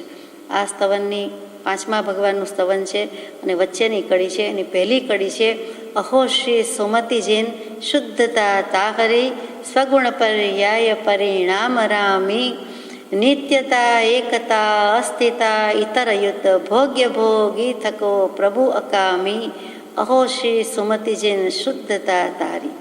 પ્રાતઃકાળના તીર્થંકર 24 મૂકી છે. પ્રભુશ્રીજીની આજ્ઞા છે, બ્રહ્મચારીજીની આજ્ઞા છે, તો જેમ તેમ નથી. શ્રી આનંદનજી મહારાજના સ્તવન પછી શ્રી દેવચંદ્રજી મહારાજનું, પછી યશો વિજયજી મહારાજનું, પછી મોહન વિજયજી મહારાજનું. એક તીર્થંકરના 4 સ્તવના 4 આચાર્યોએ રચેલા દરરોજ ગાવાની આજ્ઞા છે. તેમાં 5મા સુમતિનાથ ભગવાનનું સ્તવન અને એના રચયિતા શ્રી દેવચંદ્રજી મહારાજ. શ્રીમદ દેવચંદ્રજી મહારાજ જ લખાય છે, શ્રી દેવચંદ્રજી મહારાજ નહીં. જેમ શ્રીમદ રાજચંદ્રજી જ લખાઈ બોલાય છે, તેવી જ રીતે શ્રીમદ દેવચંદ્રજી એ વિચારવા જેવું છે. એક પૂર્વનું જ્ઞાન હતું અને એકાવતારી પુરુષ થઈ ગયા, અને અત્યારે ઘણા વિદ્વાનોના જ્ઞાનીના કહેવા પ્રમાણે મહાવિદ્ય ક્ષેત્રમાં કેવલી તરીકે વિચરી રહ્યા છે તેવા શ્રીમદ દેવચંદ્રજી મહારાજને આપણા સમયના વંદન. હજુ એ મારવાડમાં બિકાનેર પાસેના કોઈ નાના ગામમાં વિક્રમ સંવત 1746માં જન્મ થયો, અને ઓસવાળ વંશ અને લુણિયા ગોત્ર એટલે કે રાજસ્થાની, પિતા તુલસીદાસજી અને માતા ધનબાઈજી, અને એમને એક ભાઈ પણ હતા. માત્ર 10 વર્ષની વયે એમણે પૂજ્ય રાજસાગરજી મહારાજ પાસે દીક્ષા લઈ લીધી. રાજ વિમળજી તરીકે એમનું નામ રાખ્યું, પણ એ રીતે કોઈ ઓળખતું નથી. રાજ વિમલ દીક્ષાનું નામ છે, પણ બધા જ દેવચંદ્રજી મહારાજથી ઓળખે છે. અને 20મા વર્ષની ઉંમરે તો એમણે ધ્યાન દીપિકા નામનો પદ્યાત્મક ગ્રંથ, સુંદર ધ્યાનનું પરિપૂર્ણ નિરૂપણ કરતો ગ્રંથ લખ્યો. ભલે પહેલો જ હતો, પણ એટલો સુંદર. ને 20 વર્ષની વયે, એટલે કે જ્ઞાનની તો કોઈ સીમા ન હતી. એટલું બધું જ્ઞાન પહેલેથી જ હતું, અભ્યાસ પણ એટલો હતો. ત્યાર પછી પણ અનેક ગ્રંથો રચ્યા છે, લખ્યા છે. એમાં એક વખત ગુજરાતમાં શ્રી ખીમા વિજયજી મહારાજ બિરાજતા હતા.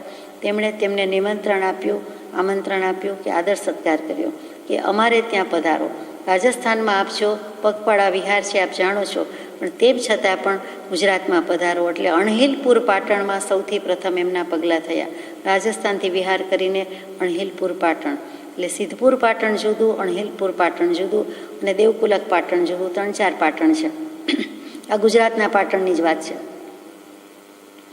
એમાં જ્ઞાન વિમલ સુરી સાથે એમને આત્મીયતા પણ એટલી જ બંધાઈ ગઈ. આમંત્રણ આપનાર ખીમા વિજયજી મહારાજ છે. પછી જ્ઞાન વિમલ સુરી એટલે આનંદનજી મહારાજના સ્તવન ઉપર જેણે ટીકા ટબ્બા લખ્યા છે, તેવા બધા એક પછી એક ધુરંધર આચાર્યો મુનિવરોની વાત છે. અને એ જ વખતે ઉત્તમ વિજયજી મહારાજ, જીનવૈજીજી મહારાજ અને વિવેક વિજયજી મહારાજ સાહેબ, એ 3 પણ બહુ વિદ્વાન ગણાતા હતા. જે ઉત્તમ વિજયજી મહારાજ એટલે હમણાં 2-4 દિવસ પહેલાં સંયમ શ્રેણી સ્તવનની વાત કરતા હતા, એ ઉત્તમ વિજયજી મહારાજ એ 3 તપા ગચ્છના છે, અને દેવચંદ્રજી મહારાજ ખરતર ગચ્છના છે. પણ એમના મનમાં કોઈ ગચ્છમતની કલ્પના નથી. કોઈ પણ સંપ્રદાયના હોય, સ્થાનકવાસી, દેરાવાસી, ખરતર પંખી પંથી, તેરાપંથી અથવા પાયચન ગચ્છી કે તપા ગચ્છી, કોઈ ભેદ નથી. ગમે તે આવો, બધાને પૂરા વાત્સલ્યથી એમણે ભણાવ્યું છે. એટલે એ અધ્યયન અને અધ્યાપન જો નિસ્વાર્થ ભાવ, નિર્દોષ ભાવ છે, વાત્સલ્ય ભાવ છે, ખરા અર્થમાં છે, એમને કોઈ ભેદ નથી. એટલે એ રીતે આપણું મસ્તક ઝૂકી જાય. આવનારને પણ એમ લાગતું નથી, પૂરી પ્રતીતિ છે, શ્રદ્ધાન છે કે અમને એટલા જ વાત્સલ્યથી સાચવે છે. સર્વ જીવ છે સિદ્ધ સમ, જે સમજે તે થાય, એ અદાથી એમણે બધાને ભરપેટ ભણાવ્યું છે. એ પણ જેવી તેવી વાત નથી. અને એ જ્ઞાની જ આવું કરી શકે, આવા ઉત્તમ જ્ઞાની જ આવું કરી શકે. જ્ઞાની મહાદાની રે સદાવ્રત, જેનું સદા, પરમ પૂજ્ય બ્રહ્મચારીજી ગાય છે તેવું જ હતું. એટલે પોતે આ બધાને પણ અભ્યાસ કરાવ્યો. કોઈ પણ ભેદભાવ રાખ્યો નથી કે મારું કોઈને આવડી જાય, શીખી જાય વગેરે. અને આવનારને પણ એટલી જ ઉદારતાનો પરિચય થાય છે. અને છેલ્લે ઘણું બધું જગતને આપી ગયા છે, અને ઘણા ચમત્કારો થયા છે. એમાં આપણે અત્યારે જતા નથી, પણ એમણે આ દેવચંદ્રજી મહારાજે સ્તવન 24 લખી છે, એટલે આટલો પરિચય આપણે કર્યો. અને છેલ્લે અમદાવાદના દોશીવાડાના ઉપાશ્રયમાં વિક્રમ સંવત 1811માં 65 વર્ષની વયે એમનું સમાધિ મરણ થયું, દેહ ત્યાગ થયો. હરિપુર, અમદાવાદમાં જ હરિપુર આવ્યું, ત્યાં દેરાસર, એની સામે એક ઉપાશ્રય, અને એમાં એમના ચરણ પાદુકાજી આજે પણ છે. ત્યારથી વિરાજમાન કરેલા છે, આજે પણ છે. વચ્ચે જીર્ણોદ્ધાર વગેરે ચાલતું હતું, પણ પાછા પુનઃસ્થાપિત થઈ ગયા છે. એટલે કે આમ જુઓ તો હમણાંની જ વાત લાગે, 300 વર્ષ એટલે કાંઈ જ નહીં, અને ત્યારે આવા ધુરંધર થઈ ગયા છે. એટલે સત્પુરુષ વિહોણી ભૂમિ થતી નથી, જ્ઞાની પુરુષ કોઈને કોઈ થયા જ કરે છે, એમાં આપણને સમજાય છે. એ ભગવાને સ્તવનમાં શું લખ્યું તો કે જીવ નવી પુગ્ગલી નૈવ પુગ્ગલ કદા. હે સુમતિનાથ ભગવાન, એ તો એક સ્તવનમાં જે તીર્થંકર દેવનું લખ્યું છે નામ તે છે, બાકી કોઈ પણ તીર્થંકરને, કોઈ પણ શુદ્ધાત્માને લાગે છે. હમણાં જે વાત આવી, ગઈકાલે જે વાત આવી, 316મો પત્ર, 317મો પત્ર, કે એક પૂતગલ અને પરિણામ, કે બે દ્રવ્ય, કે એક ક્રિયા થઈ શકે છે, કોઈ પણ એક દ્રવ્ય છે એ એક ક્રિયા કરી શકે છે, વગેરે વગેરે. એ જે વાત છે એ જ પાછી આવી કે જીવન નવી પૂગલી. જીવ કોઈ દિવસ પૂતગલ નથી ને પૂતગલ કોઈ દિવસ જીવ નથી. હવે પૂતગલ શું? જીવ એટલે તો આત્મા કહી દીધો, ચેતન કહી દીધો. પૂતગલ શું? તો કે પૂદ અને ગલ, પૂરણ અને ગલન જે થયા જ કરે છે. પૂરું થાય છે, ભરાય છે, ભરણ પૂરણ કહીએ છીએ, ભરણ પોષણ કહીએ છીએ. એમ કોઈ પણ વસ્તુ કોઈ પણ જગ્યાએ ભરવી. પૂરણપોળી કરે તો એ પૂરણ ભરે તે, કચોરી કરે તો પૂરણ ભરે તે. આ તો રસોઈની વાત થઈ, ખાદ્ય પદાર્થની વાત થઈ. કૂવો હોય, બીજું કાંઈ ભરણ પૂરણ કરવાનું હોય તો કે હવે પૂરી દેવામાં આવ્યો, અથવા થોડીક માટી નાખીને પૂરી દેવામાં આવે, પાયા ખોદે વળી પૂરે, વગેરે જે પૂરણ છે તે પૂર્યા કરે છે, ભર્યા કરે છે. અને ગલન વળી ગળી જાય છે, ખળી જાય છે, સડી જાય છે, જરી જાય છે, પડી જાય છે, વિનાશ થઈ જાય છે, નિર્જરી જાય છે, ખરી જાય છે, વિધ્વંસ થઈ જાય છે. એટલે સડન પડન અને વિધ્વંસન જેનો સ્વભાવ છે એ પૂતગલ છે. ખાદ્ય પદાર્થ તો તરત જ પૂતગલ છે. થોડીક વારમાં જ જાણે વાસી થઈ જાય છે, એના વર્ણગંધ રસ સ્પર્શ વગેરે બગડી જાય છે. એના પરથી આપણને યાદ આવે કે આવું જ છે પૂતગલનો, જળ વસ્તુનો સ્વભાવ આવો જ છે. એ સમજી શકાય છે, અનુભવી શકાય છે. એવો જ આપણો દેહ, આપણું શરીર એ પણ પૂતગલ છે. એ પણ સડે છે, પડે છે, વણસે છે. એના સામું લક્ષ્ય કરવા જેવું નથી, દૃષ્ટિ કરવા જેવું નથી. દેહ તે દેહ, હું તો આત્મ, હું તો આત્મરામ. તો જીવ પૂતગલ નથી ને પૂતગલ જીવ નથી. દેહ તે આત્મા નથી, આત્મા તે દેહ નથી. નિત્ય પદાર્થ એ અનિત્ય નથી ને અનિત્ય છે તે નિત્ય નથી. જળ ચેતન નથી, ચેતન જળ નથી. નૈવ પૂગલ કદા, એમ જ એવ એટલે જ. એવી જ રીતે કોઈ દિવસ પૂતગલ જીવ નથી ને જીવ પૂતગલ નથી. એટલે જળ ચેતન નથી, ચેતન જળ નથી. એવો અનુભવ કોઈને ક્યારેય કદી ન થાય. એ જ વાત છે. પૂગલા આધાર નહીં તાસરંગી. પૂતગલનો એને આધાર પણ નથી. એટલે કે જીવનો આધાર પૂતગલ છે, એના આધારે જીવ કરી શકે છે. ખાવા પીવાનું કે બધી વસ્તુ હોય તો પહેરી ઓઢી રહી શકે, કે વસ્ત્ર ભરણ પોષણ કરી શકે, આભૂષણ કરી શકે, એમ નથી. એના માટે ખાવાનું જ બનાવ્યું છે કે છે? જરાય નહીં. આત્મા એમ જ છે. આત્મા જુદો છે, પૂતગલ જુદું છે. પૂતગલનો કોઈ આધાર નથી. નહીં તાસ રંગી, એનો કંઈ રંગ પણ ચડતો નથી.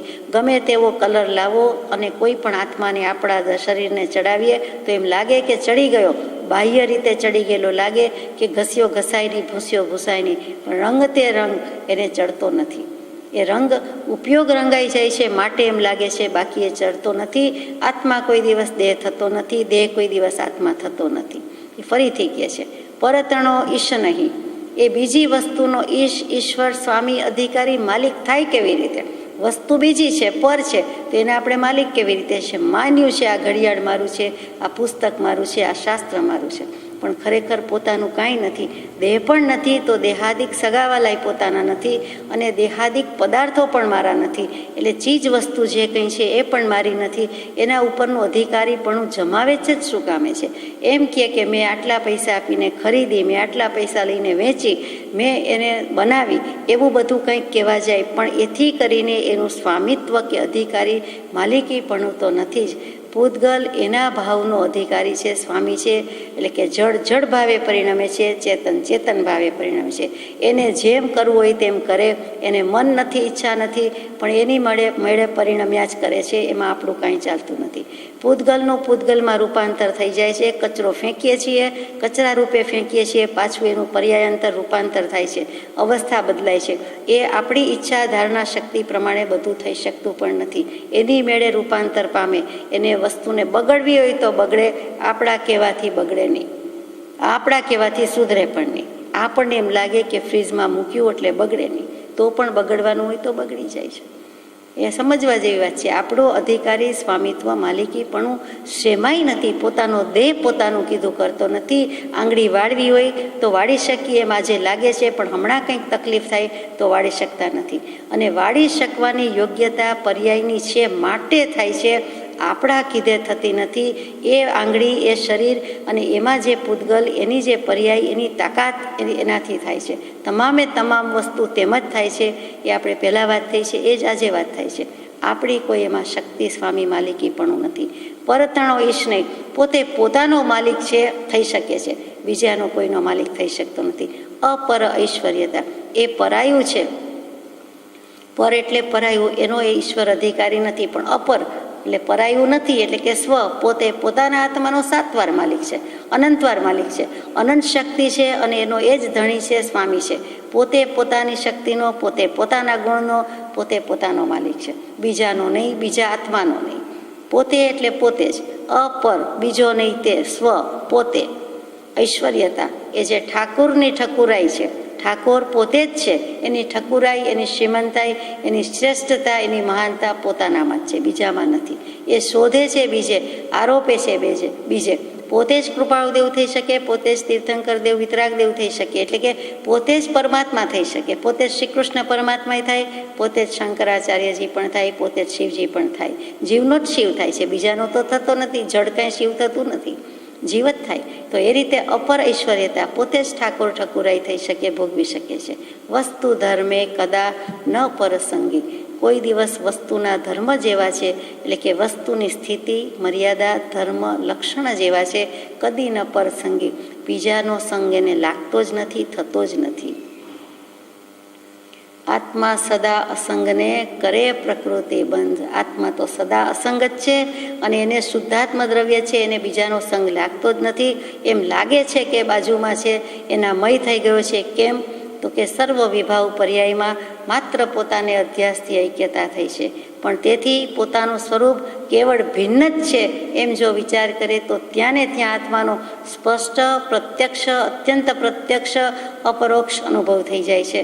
અને તે વાત કરવા માટે કૃપાળુદેવે સૌભાગભાઈને તે દશામાં લાવવા માટે, ઠેકાણે લાવવા માટે, યથાસ્થાને આત્મા થઈને રહી એટલા માટે આ સ્તવનની કડી ટાંકીને કૃપા કરી છે કે ચલો હું કંઈ નથી લખતો, હવે દેવચંદ્રજી મહારાજના સ્તવનના શબ્દો લખું છું, એમ કરીને મૂક્યું. 316-17 બનારસીદાસજીના નાટક સમયસારની ગાથા લખી, પછી પોતે સમજૂતી પણ આપી, એ મહત કૃપા કરી છે. એવી રીતે અહીંયા પણ લખી દીધું. અહીંયા એક પ્રશ્ન થાય કે આત્મા સદા અસંગને કરે પ્રકૃતિ બંધ, તો જો શુદ્ધ નિશ્ચય નહીં, પરમ નિશ્ચય નહીં પર આપણે જતા રહીએ તો એમ થાય કે મોક્ષ છે ને, આપણે ક્યાં કંઈ કરવા પણ છે, આત્મા કંઈ કરતો નથી, ખાતો નથી, પીતો નથી, એમાં ભક્ષ્ય અભક્ષ્યનો વિવેક શું રાખવાનો, હિત અહિતનો વિવેક શું રાખવાનો? પણ એમ નથી, એ પરમ શુદ્ધ નિશ્ચય નહીંથી છે. હકીકતમાં શું છે તો કે નિશ્ચય નહીંથી વાત કરે છે તો કોઈ પણ આત્માને કોઈ પણ પરદ્રવ્ય સંબંધી આધાર આધેય સંબંધ જેવું છે જ નહીં. એટલે સંગી પણ નથી, રંગી પણ નથી, અને નિશ્ચયથી આત્મા પૂતગલનો સંગી નથી જ એમ જાણીને કેટલાક અતિ પરિણામી જીવો આત્માને કેવલ શુદ્ધ જ જાણે છે અને પછી કાંઈ બીજું કરતા નથી. તો જો એમ કરે તો ચાલે નહીં. નિશ્ચય સર્વે જ્ઞાનીનો, નિશ્ચય વાણી સાંભળી સાધન તજવાનોય, એટલે નિશ્ચય વાણી સાંભળીને સાધન અવલંબન છોડી દેવાના નથી. અતિ પરિણામી જીવો આવું કરે છે. અતિ પરિણામી જીવો એટલે બિલકુલ નિશ્ચય નયાભાસી થઈ ગયા હોય, અથવા તો અતિ પરિણામી જીવો એટલે સમ્યક દૃષ્ટિ જીવો, જ્ઞાની પરમાત્મા, જ્ઞાની આત્મા. જ્યારે અતિ પરિણામી એટલે વાઇઝ, અને બધું શું કહેવું, ઓવરવાઇઝ. તો કે ડાયા ત્યાં સુધી એકડો, ત્યાં સુધી વાંધો નહીં, સવાયા ત્યાં સુધી એ સારા, પણ દોઢાકી એટલે આપણે સમજી ગયા કે દોઢ ડાયાનું કામ નથી. તો કે અતિ પરિણામી જાય છે. ડાપણ તો સારી વાત છે, પણ અતિ ડાયા, અતિ કામ કરે તેવા, તો કે અતિ પરિણામી એટલે કે છલકાઈ ગયા એ જીવો આવું કરે છે. એટલે આત્માને માત્ર શુદ્ધ છે અને કાંઈ કરવા જેવું નથી એવી એક ખુમારીથી જીવી જાય છે. પણ ખુમારી ખોટી પડે છે, કારણ કે આભાસી છે, ખરેખર જ્ઞાન થયું નથી, પણ માત્ર માને છે અને હિતાહિતનો વિવેક પણ ચૂકી જાય છે. જ્યારે સામે કેટલાક અપરિણામી મિથ્યા દૃષ્ટિ જીવો છે, એ શું કહે છે તો કે આત્માને કેવળ પરાધીન અને કર્મ પરિણામવાળો જ જાણે છે. કર્મ ભાવ અજ્ઞાન છે, મોક્ષ ભાવ નિજવાસ.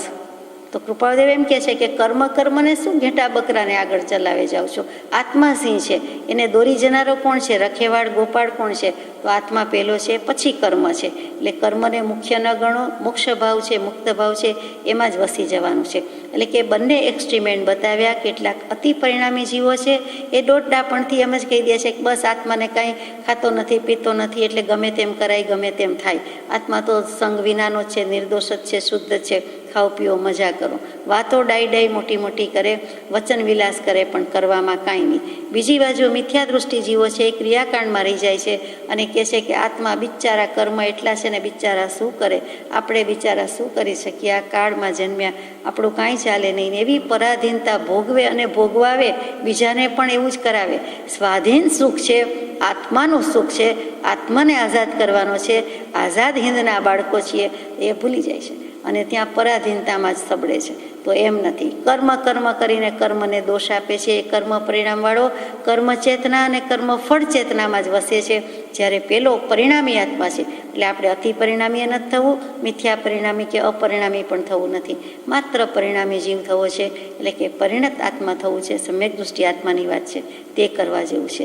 અને તે શું કરે છે તો કે એ જ તો બોધ છે કે દર્શન મોહનીય કર્મના ક્ષોભક્ષમથી જે કંઈ સુવિશુદ્ધ પરિણામ થાય છે તે સમ્યક દૃષ્ટિ જીવો આત્માના સમ્યક દર્શન, સમ્યક જ્ઞાન, સમ્યક ચારિત્ર આદિના પરિણામને શુદ્ધ સ્વરૂપે તેમજ કર્મોદયજન્ય ઉદયિક ભાવ જે છે તેના પરિણામીપણાને આત્માનું અશુદ્ધ સ્વરૂપ ગણે છે અને પછી યથાર્થ જાણે છે કે ઉદયિક ભાવ તે ઉદયિક ભાવ છે, કર્મ છે, કર્મનો ઉદય છે, જોઈ લીધો ને જાણી લીધો. ચાલો ત્યારે આવ્યા તમે કર્મ જોઈ લીધા, જાણી લીધા, નાખો વખારે બેસો. ત્યારે તમારે જેમ કરવું એમ ઉદયમાં આવ્યા છો તો નિર્જરી જવા દેવાના છે, આવ્યા છો તો અમે તમને ખેરવી દેવાના છીએ, નવા બાંધવાના નથી. એટલે એની દૃષ્ટિ મલિન નથી, સમ્યક થઈ છે. એટલે સમ્યક દૃષ્ટિ આત્મા આવું કરી શકે. દર્શન મોહનીય કે મિથ્યાત્વનો ક્ષય કે ક્ષોભક્ષમ કર્યો છે. ઉત્તમ સંયમના શ્રેણીના સ્થાનકો સર કરતા જાય છે, એક એક સોપાન સર કરતું જાય છે.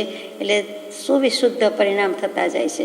સંશ્લેષ પરિણામ, શુદ્ધ પરિણામ, વિશુદ્ધ પરિણામ, એમ જે એક પછી એક ચડતું જવાનું છે. તેમ વિશુદ્ધ એટલે શુદ્ધ કરતાં વધારે સારા નહીં. વ્યવહારમાં આપણે એમ સમજી બેઠા છીએ જીનાગમમાં શુદ્ધિ વિશુદ્ધિમાં ફરક છે. શુદ્ધિ કરતાં વિશેષ એમ વિશુદ્ધિ નહીં, વિશુદ્ધિ કરતાં શુદ્ધિ વિશેષ. એટલે એવી રીતે જોતા જાય છે કે સમ્યક દર્શન જ્ઞાન ચારિત્રની મોક્ષ માર્ગ રત્નત્રય તે રીતે પ્રાપ્ત થાય. એટલે સમ્યક દર્શન, સમ્યક જ્ઞાન, સમ્યક ચારિત્રની આરાધના કરે છે, એના પરિણામે શુદ્ધ સ્વરૂપે જુએ છે. અને અશુદ્ધ સ્વરૂપ શું જુએ છે તો કે મારા કર્મનો ઉદય એ ભલે પૂર્વે કર્યા કે આ ભવે કર્યા એ ઉદયિક ભાવ છે, તો તટસ્થ રીતે જોઈ જાણી રહ્યા છે.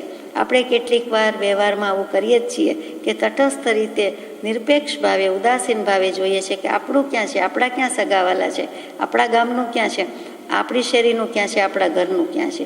એટલે એના પ્રત્યે તદ્દન ઉપેક્ષા થઈ જાય. એવું જ આપણા કર્મોદયને પણ આપણે તટસ્થતાથી ઉદાસીન ભાવે જાણે કે પારકાની વાત હોય એમ જ લેવાનું છે. અને તો પછી આત્માને અશુદ્ધ સ્વરૂપે પણ યથાર્થપણે જાણે છે કે ઔદયિક ભાવ છે એ અશુદ્ધ સ્વરૂપ છે, બીજું બધું રત્નત્રય મોક્ષ માર્ગની વાત છે શુદ્ધ સ્વરૂપ છે, અને એ રીતે યથાર્થપણે જાણવાનું છે. તો પરમાત્માના પરમ શુદ્ધ સ્વરૂપને પણ યથાર્થ રીતે જાણનારા થાય છે અને હોય છે. જે દશા કૃપાળદેવે સૌભાગભાઈને લખીને તમને જે લક્ષ્મીનો મોહ છે, દ્રવ્ય ઉપાર્જનમાં પડ્યા છો એની જ પડી છે, એની જ ચિંતા છે, મૂકો ને એ પર છે. દરેકના કર્મનો ઉદય હોય, સંતાન તમારા છે એ માનો છો એ જ ભૂલ છે. જો માનો છો તો એનું કલ્યાણ કે એનું લક્ષણ અથવા એનું કાંઈક સારું થાય તો સારું, કે એની પાસે કંઈક હોય તો સારું, એને કંઈક આપવું તો સારું, શું કામ એવું માનો છો? એટલે કે દીવા નીચે અંધારું એ દેખાતું નથી. દીવો સ્વયં પ્રકાશિત, એની આજુબાજુનો જે છે એ પણ પ્રકાશ પાથરે છે એના ઉપર પણ જેવો ઊંચકીએ ત્યારે નીચે ખોલીને જોઈએ તો, ઊંચો કરીને જોઈએ તો અંધારું.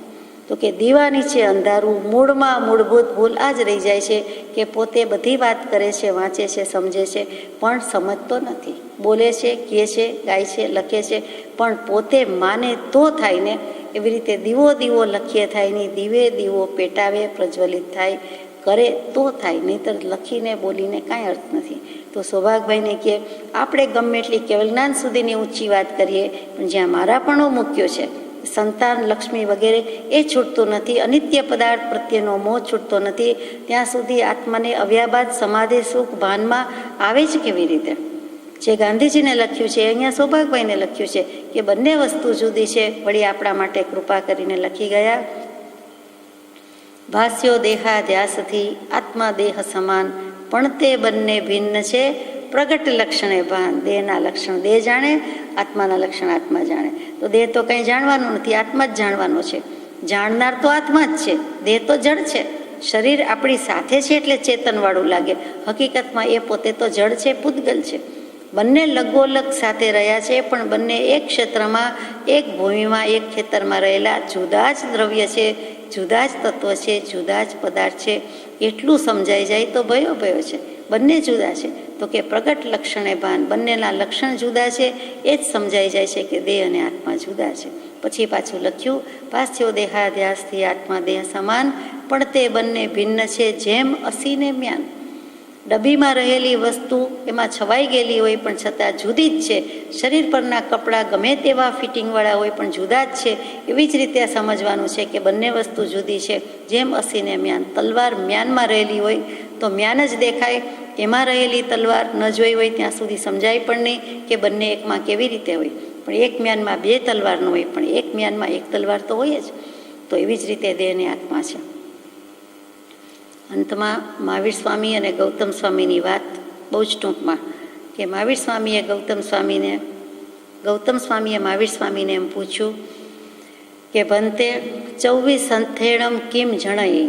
ઉત્તરાધનજી સૂત્રમાં વાત છે કે 24 સંથે, 24 તીર્થંકરની કે કોઈ પણ તીર્થંકરની સ્તુતિ કરવાથી શું જન્મે, શું ફળ મળે, શું પ્રાપ્તિ થાય, શું પામી શકાય.